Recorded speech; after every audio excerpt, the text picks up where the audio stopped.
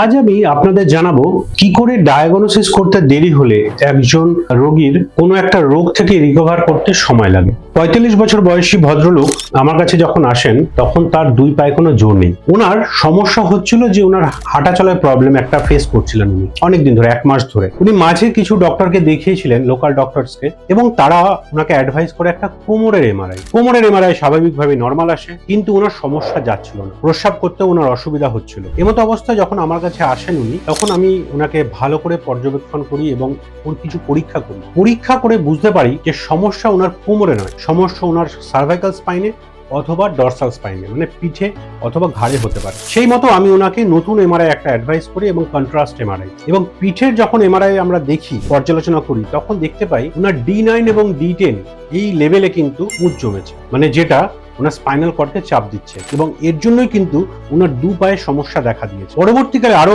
পরীক্ষা নিরীক্ষার মাধ্যমে আমরা জানতে পারি যে এই পুঁজ যেটা জমেছে সেটা টিউবারকুলোসিস বা টিবি হওয়ার জন্য জমেছে। এরপরে আমি ওনাদের অ্যাডভাইস করি যে আপনাদের অপারেশন লাগবে, এবং অপারেশনের পরে অনেকদিন পর্যন্ত ফিজিওথেরাপি করতে হবে। মানে আমি অপারেশন করে দিলাম আর সঙ্গে সঙ্গে উনি হাঁটাচলা করতে আরম্ভ করলেন, সেরকম ভাববেন না। এরপরে দরকার অনেক দিন ফিজিওথেরাপি। তারপরে অপারেশনের মাধ্যমে আমরা পুঁজটাকে বের করি এবং ওনার স্পাইনকে ফিক্স করি। তারপরে আস্তে আস্তে উনি পায়ের সেন্সটা ফিরে পান, এবং এখন উনি ফিজিওথেরাপি প্রোটোকলের মধ্যে আছেন এবং আস্তে আস্তে রিকভার করছেন। সুতরাং যদি আপনার কখনো পায়ের সমস্যা হয়, মানে হাঁটাচলা করতে পারছেন না, হাঁটাচলার গতি স্লো হয়ে গেছে, সেটা যেমন কোমরের জন্য হতে পারে, সেটা ডরসাল স্পাইন মানে পিঠের শিরদাঁড়া অথবা ঘাড়ের শিরদাঁড়ার জন্য হতে পারে। এক্সপার্টকে দেখান এবং এক্সপার্ট ওপিনিয়ন নিন।